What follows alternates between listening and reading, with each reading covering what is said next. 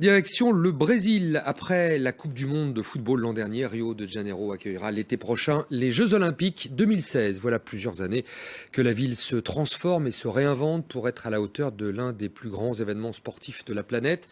Ces Jeux doivent donner un nouveau souffle à une mégalopole qui ne parvient pas jusque-là à régler ses problèmes d'insécurité et d'inégalité sociale criantes. 10 milliards d'euros ont été investis dans des projets d'infrastructures et de revitalisation de quartiers. Mais qu'en est-il réellement de ces transformations? La mutation de la ville de Rio est-elle profonde ou bien n'est-elle qu'une façade qui se fissurera une fois la cérémonie de clôture achevée? C'est ce que nous avons voulu savoir en arpentant les futurs sites olympiques, mais aussi les favelas voisines où règnent les gangs du narcotrafic. Voici le reportage de Nicolas Rançon, le correspondant de France 24 au Brésil.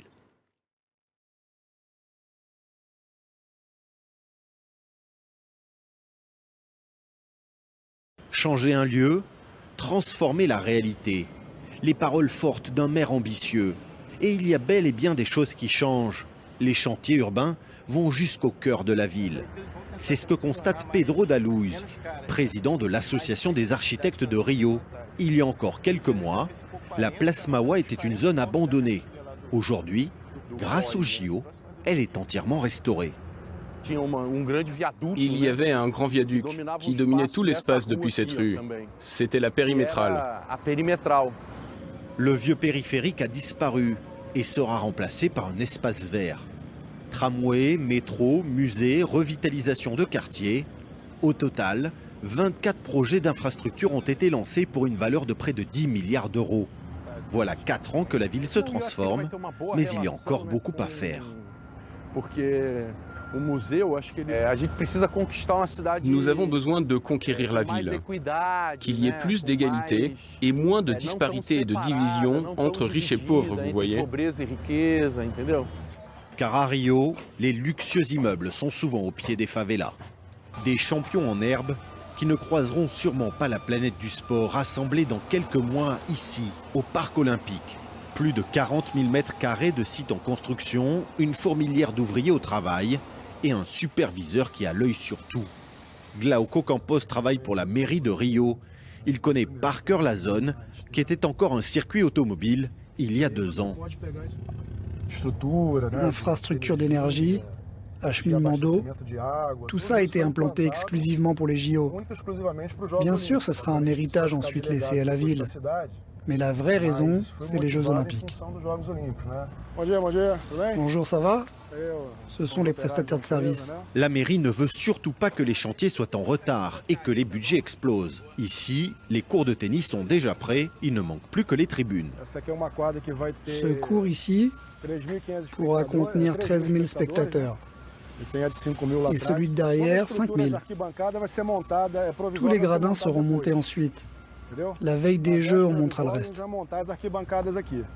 Au total, 1,7 milliard d'euros seront investis pour les sites.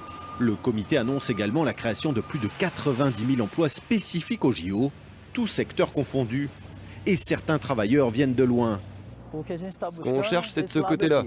Alors on y va? Juan ne trouvait pas de travail sur sa terre natale du Nord. Ici, il est en charge de 20 personnes. On a beaucoup de choses à faire, mais comme on a encore un peu de temps sur cette zone, on va être dans les délais. Quand j'ai été appelé pour faire partie de cette équipe, ça m'a fait très plaisir. Professionnellement, je me sens bien. C'est bien de faire partie d'une grande équipe pour ce grand chantier.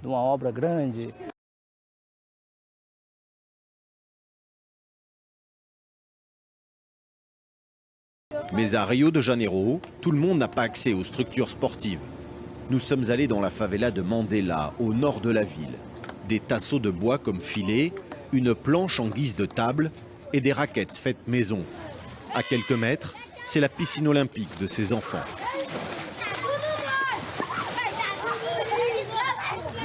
Antonio est activiste depuis plusieurs années. Avec son association Rio de Paz, il se bat contre les inégalités sociales et l'insécurité qui gangrène la ville. Ce Rio de Janeiro est un Rio totalement différent du Rio qui sera montré lors des Jeux Olympiques. Ça, c'est le vrai Rio. C'est l'histoire de Rio de Janeiro ici. La ville est marquée par de profondes inégalités, des inégalités sociales historiques. Il y a un fossé entre les riches et les pauvres, et ce fossé est à l'origine de tous les problèmes auxquels nous faisons face aujourd'hui en termes de sécurité publique. En plus de se mobiliser contre l'insécurité, Rio de Paz apporte aussi une aide aux plus démunis. Une fois par mois, une distribution alimentaire est organisée et ces bénévoles se rendent chez ceux que l'État a mis de côté. Malheureusement, ce n'est pas dans la culture du pays de prendre soin des plus pauvres, des plus nécessiteux, de ceux qui se trouvent en situation d'exclusion, de privation, de vulnérabilité. Le pouvoir public agit peu, donc cela dépend beaucoup des initiatives citoyennes. Le Brésil est l'un des pays les plus inégalitaires au monde. À Rio de Janeiro, un habitant sur 5 vit dans l'une des 1000 favelas de la ville. À Mandela, Antonio connaît tout le monde. Ses habitants sont confrontés quotidiennement à l'insécurité et au crime.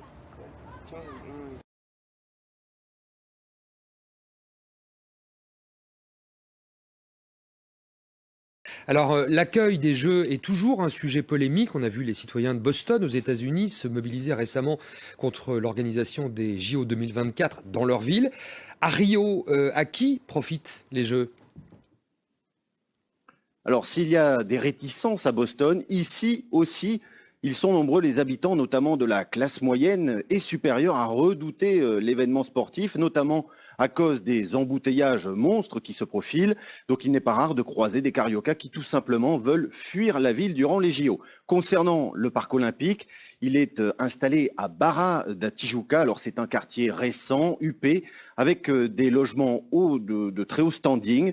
Une zone qui, pour beaucoup, n'avait pas besoin d'investissement supplémentaire. Maintenant, ce que l'on sait surtout, c'est à qui ils ne profiteront pas, ou en tout cas, ils profiteront le moins. Je parle là, bien sûr, des populations des favelas.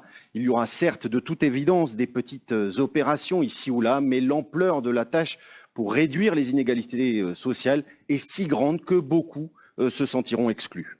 En un mot, Nicolas, est-ce qu'on sait quel héritage ces JO vont laisser à la ville ? Alors, on en a parlé, c'est un immense lifting, plus de transports en commun, des zones désaffectés ont été revitalisés. Il y a des changements concrets qui amènent un nouveau souffle d'une certaine façon à cette ville. Mais encore, il faudra un peu de temps pour savoir quel sera cet héritage. Des infrastructures, des installations sportives vont servir à construire des écoles, mais cela reste encore très flou. Au Brésil, le correspondant de France 24, Nicolas Rançon, qui était avec nous à Rio. Merci Nicolas, merci à vous d'avoir suivi cette émission. On se retrouve la semaine prochaine pour un nouveau numéro de Reporter sur France 24.